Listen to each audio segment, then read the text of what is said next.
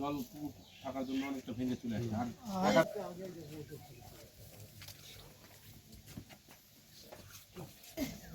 হ্যাঁ বল, লেখাপড়া হচ্ছে বল।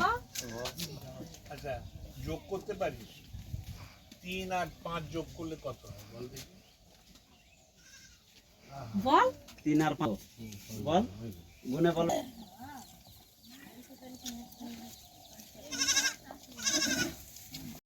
নাই জায়গা নেই, মানে ঘুঁটে দেওয়ার জায়গা থাকলে ঘুঁটেই দিত। দাদু দিদারা এখানে বাস করছে। আপনি তো বলতে পারবেন এটা যে ভেস্ট দখল করে বা ভেস্ট লাইনের বামপন্থের সময় যখন দেওয়া হয়েছিল তারপরে এই পাট্টা হয়নি লোকের, পাট্টাই হয়নি। না না, ও আগে ইয়ে করতে তো, এটা তো খাস বলে ইয়ে আছে। এটা এখন মালিকই বাড়ায়নি, মালিকই বাড়ি না, খাস খাস এটা মালিকই বাড়ায়নি, এটা মালিকই বাড়ায়নি।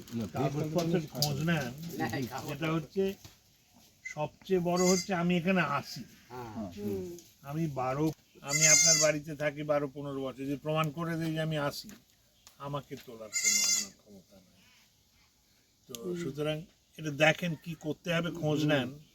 নিজেদের পাট্টাটা হচ্ছে প্রথম, এটা প্রথম কাজ। আপনার তো চকিদারি নাই না? কারণ চকিদারি কাগজটা একটা প্রমাণ যে আপনি এখানে বসবাস করেন। আর পাট্টা যদি না হয় তাহলে রাস্তায় কি করে হবে? এখানে তো কারোর বাড়িই নাই। এখানে বাড়ি থাকলেই তো রাস্তা হবে, কেউ থাকেই না এখানে, কারোর মালিকানাই নাই, তাহলে কি রাস্তা হবে? তো প্রথম পাট্টাটা করান, জানাবেন আমাকে।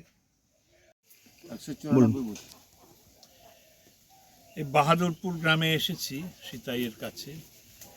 এখানে যেটা দেখলাম, এখানের একটা তো খুব অসুবিধা হচ্ছে, রাস্তা নেই।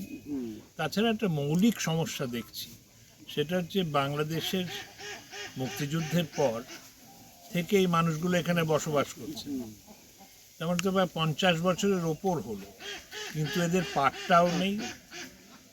তো এখন আমি যেটা বললাম যে আমাদের দলের যারা কার্যকর্তা রয়েছেন এখানে, তাদের বললাম যে আমিও সহযোগিতা করব, এরা যাতে পাট্টাটা পায়, তাতে ওদের সিকিওর হবে, নিরাপদ হবে ওদের মালিকানাটা, সেটা করতে হবে।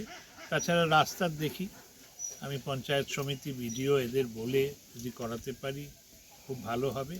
কারণ রাস্তা না হলে তো আমার তো আতঙ্ক হচ্ছে যে বর্ষাকালে কি অবস্থা হয়। তো সেইটাই করলাম, ভালো লাগলো। নমস্কার।